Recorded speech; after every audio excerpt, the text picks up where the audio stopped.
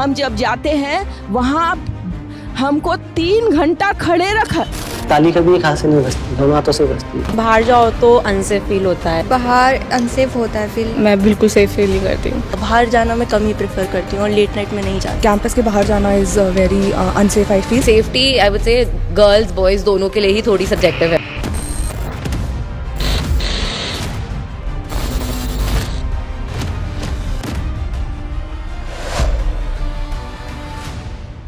अस्सलामुअलैकुम दोस्तों, कोलकाता के आर्जिगर मेडिकल कॉलेज की एक ट्रेनी डॉक्टर जिसका नाम डॉक्टर मोमिता देवनाथ था, 9 अगस्त की रात को उसके साथ बड़ी ही बेरहमी के साथ और हैवानियत के साथ रेप और मर्डर किया गया। और जब सुबह 7 बजे सेमिनार हॉल से उसकी डेड बॉडी मिली तो उसकी हालत काफी बुरी थी।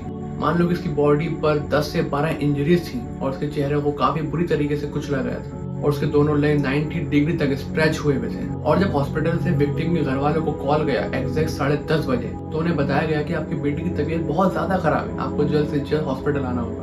और फिर एग्जैक्ट 11 बजे सेम पर्सन का कॉल दोबारा जाता है और वो कहते हैं कि आपकी बेटी ने सुसाइड अटेम्प्ट किया है। विक्टिम के घर वालों के आने के बाद भी 3 घंटे तक उसकी डेड बॉडी उनके घर वालों को नहीं दिखाई गई। नहीं, मेरी लड़की ने सुसाइड कर दिया है, ये खबर आई है हॉस्पिटल से। मैंने कहा सुसाइड? हम जब जाते हैं वहाँ हमको 3 घंटा खड़े रखा। एक पेरेंट्स जिनकी बच्ची 31 इयर्स ओल्ड की ऐसी खत्म हो जाती है, उनको 3 घंटा खड़ा रखा और ये हाथ जोड़ती रही, माँ बाप हाथ जोड़ते रहे, हमें एक बार दिखाओ, हमारी बच्ची का मुंह एक बार दिखाओ। हमको नहीं दिखाया गया क्योंकि इस रेप और मर्डर केस को सुसाइड का नाम देकर दबाने की कोशिश की जा रही थी। लेकिन जब इस केस पर प्रोटेस्ट हुआ और डॉक्टर्स स्ट्राइक पर गए तो ये मामला दुनिया भर में फैल गया और फिर इस पे एक्शन लिया गया और एक्शन लेने के बाद इसका पोस्टमार्टम और ऑटोप्सी कराई। फिर पूरी दुनिया के सामने ये आ गया कि ये कंफर्म्ड रेप और मर्डर है, सुसाइड। और ऐसे भारी प्रोटेस्ट पहले भी हुए हैं, जैसे कि निर्भया केस में और 1-2 केस में और हुए हैं, क्योंकि ये कुछ केसेस नोटेबल इंसिडेंट का हिस्सा बन गए थे। और अप्रोक्स 7 से 8 बार भारी प्रोटेस्ट हो चुके हैं रेप केसेस के ऊपर। पर क्या ऐसा करने से कुछ सुधार आया? जवाब है ना। लेकिन इस वीडियो में हम सिर्फ कोलकाता रेप केस के बारे में बात नहीं करेंगे, हम उन सब रेप केस के बारे में बात करेंगे जो आज तक हुए हैं। तो चलिए चलते हैं फिर 26 मार्च 1972 में। 26 मार्च 1972 वो दिन जिस दिन पहला रेप केस पुलिस स्टेशन में रजिस्टर्ड हुआ था, जो कि मथुरा नाम की लड़की के साथ हुआ था, जो कि महाराष्ट्र के गढ़चिरौली के देसाईगंज इलाके में रहती थी। जब मथुरा के साथ रेप केस हुआ तो उसकी एज उस वक्त 14 से 16 साल की होगी। और उस वक्त इस टाइप के केस पुलिस स्टेशन में रजिस्टर्ड कराने में लोग अपनी बदनामी समझते थे। तो इससे अंदाजा लगाया जा सकता है कि हो सकता है इससे पहले भी काफी रेप केसेस हुए हों, मगर बदनामी के डर से पुलिस स्टेशन तक ना पहुंच सके। लेकिन जब ये पहला रेप केस पुलिस स्टेशन में रजिस्टर्ड हुआ तो मथुरा के पास कोई पुख्ता सबूत ना होने की वजह से उसे इंसाफ नहीं मिल सका और ऊपर से ये कह दिया गया कि मथुरा पहले से ही किसी के साथ फिजिकल कनेक्शन बना चुकी है। बट इस केस के बाद वुमेन सेफ्टी और रेप के खिलाफ कुछ लॉज जनरेटेड हुए, जैसे कि criminal law amendment act 1983 section 114A और section 228A, section 376 punishment for rape and section 376 ABCD। In IPC section में 5 से 10 साल से लेके उम्र कैद की सजा तक मौजूद थी। और ये सुनकर आपको हैरानी होगी कि rape 4th most common crime है वुमेन के अगेंस्ट हमारे भारत में। And according to recent data of national crime bureau 2021 की अगर हम बात करें तो 31,677 रेप केसेस सामने आए हैं। 2020 की बात करें 28,036 केसेस सामने आए हैं और अगर 2019 की बात करें तो 32,033 केसेस सामने आए। हिस्टोरिकल डाटा की अगर हम बात करें तो 2005 से लेकर 2015 तक यानी कि 10 साल का डाटा ये है कि 1,94,753 केसेस 10 साल में सामने आए हैं। और ये रेप केसेस तो बहुत कम है, कुछ केस तो ऐसे भी होंगे जो बदनामी के डर से सामने ही नहीं आए।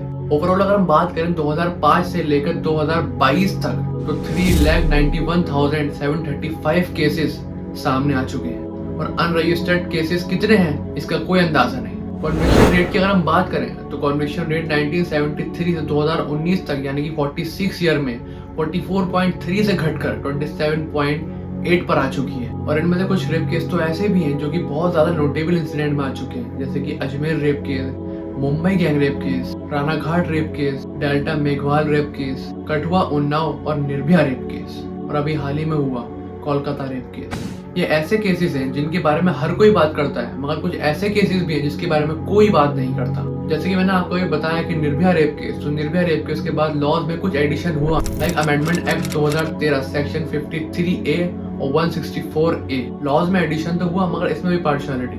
अगर कोई रेपिस्ट पैसे वाला है, पावर वाला है, तो शायद उस पर ये लॉज लागू ना हो, मगर अगर कोई रेपिस्ट गरीब है तो उस पर ये लॉ जरूर लागू हो जाए। इन शॉर्ट, सारे रेपिस्ट के लिए कोई फिक्स या कोई एक पनिशमेंट नहीं है, और जो नोटेबल इंसिडेंट होते हैं उनके रेपिस्ट को इम्प्रिजनमेंट हो भी जाती, मगर क्या फिर भी रेप्स बंद हुए? नहीं।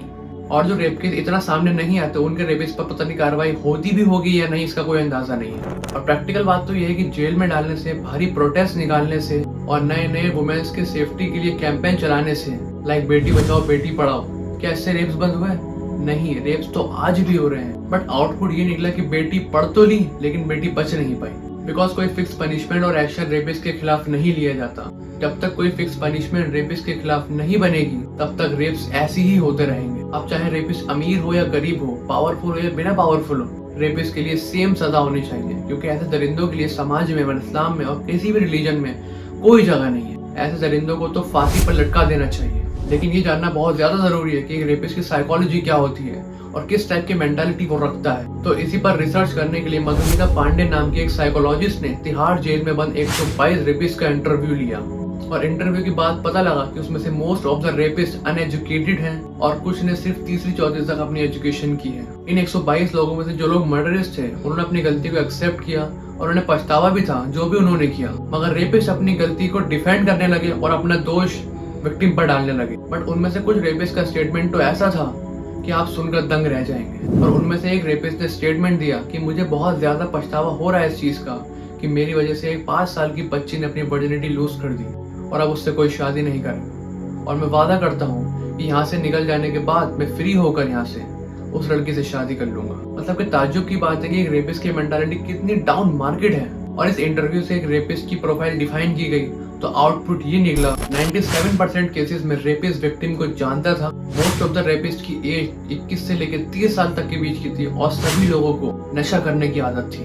90% रेपिस्ट की एजुकेशन या तो थी ही नहीं या फिर कुछ लोगों की थी भी तो वो 3rd 4th क्लास तक थी बस। ये सवाल हम सबके दिमाग में जरूर गूंजता है कि आखिर रेप होते क्यों है, रेप होने की वजह क्या होती है। तो आइए हमारे देश की जनता से ही जानते हैं। ढक के रखेंगे तो बलात्कार क्यों होगा? नहीं होगा। जब तक इनका खुला रहेगा तो बलात्कार ही होना है। हर किसी का मूड खराब होगा। अंग प्रदर्शन होएगा तो भैया अच्छे अच्छे का दिल मचल जाता है। इतनी बड़ी बड़ी कच्ची पहन के घूमती है। बताओ, आजकल तो बड़ी बड़ी फैक्ट्रियाँ लगी हुई है जिसके अंदर कपड़े बनते हैं। उनके ऊपर कार्रवाई करनी चाहिए कि अभी आप ऐसे कपड़े ना बना के भेजे मार्केट के अंदर। पहले जब ऐसे कपड़े नहीं थे तो बलात्कार कहाँ होता था? नहीं पहले नहीं होते थे। क्यों अपनी बॉडी दिखाती है?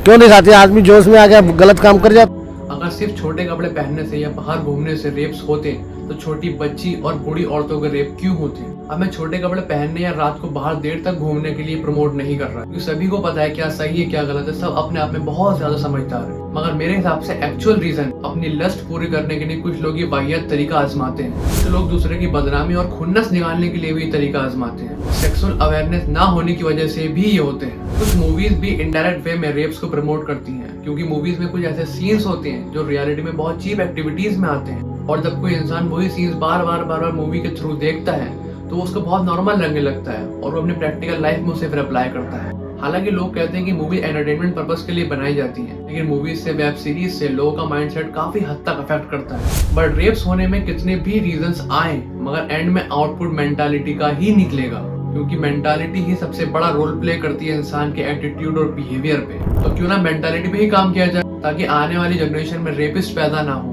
और इसे सरकार का काम नहीं है, हम सबका भी काम है, एनजीओस का भी काम है, स्कूल्स का भी काम है, कॉलेजेस का भी काम है और बॉलीवुड का भी काम है कि हम सब मिलकर एनवायरनमेंट को अच्छा रखें ताकि मेंटालिटी भी अच्छी रहे। और साथ साथ एक फिक्स पनिशमेंट, खौफनाक फिक्स पनिशमेंट रेपिस्ट के लिए होनी चाहिए विदाउट पार्शियलिटी और विद इम्प्लीमेंटेशन। रेपिस्ट गरीब हो या अमीर, पावरफुल हो या ना हो, और चाहे किसी भी रिलीजन को वो फॉलो करता हो, रेपिस्ट के लिए पनिशमेंट सेम होनी चाहिए, और वो चाहे कितने बड़ा तुर्रम खां क्यों ना हो। Last but not the least, education for all के साथ साथ सेक्सुअल अवेयरनेस को भी ऐड करना चाहिए इस एजुकेशन सिस्टम में। Bad touch, good intention, bad intention, overall सारी इन्फॉर्मेशन, सारी नॉलेज एक एक स्टूडेंट्स को देनी जरूर चाहिए, क्योंकि जितने लोग एजुकेटेड होंगे उतने रेप्स भी कम होंगे और हमारा देश आगे बढ़ सकेगा।